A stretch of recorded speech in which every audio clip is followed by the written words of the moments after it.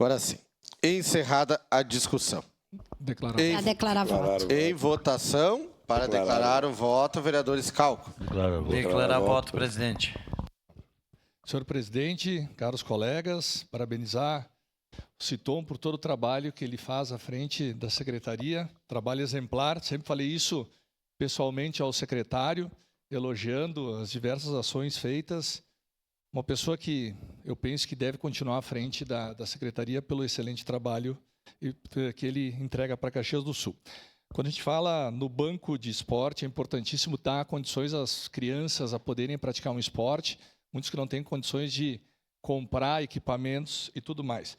Mas a inclusão social tem que ser feita até, como o próprio vereador Fiuza falou, no contraturno escolar, só que a gente tem que amarrar junto com o esporte alguma aula de conhecimento. Nós temos que aproveitar, muitas crianças acham no esporte a forma que eles mais gostam, mas a prefeitura vai ter que achar uma forma de contribuir, fazendo essas crianças também terem aula de alguma coisa que possa ajudar na vida delas, no crescimento delas, nos valores pessoais delas, para poder enxergar um futuro melhor, além do esporte, como uma profissão.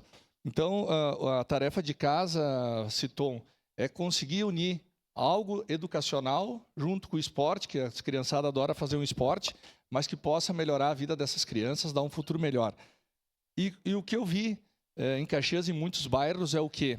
Temos que ter áreas melhores para a prática de esporte nos bairros públicas, mas nós temos que fazer com que a prefeitura dê maior segurança e a comunidade entenda que essas áreas para as crianças e para o esporte, para as famílias, são áreas para a comunidade que não pode ter controle paralelo nenhum, mas sim da prefeitura e para as crianças e as famílias poderem utilizar como uma área livre e organizada. Essa é a tarefa de casa que a prefeitura tem que fazer junto com a Secretaria de Esportes e Segurança e de Educação. Obrigado. Próximo.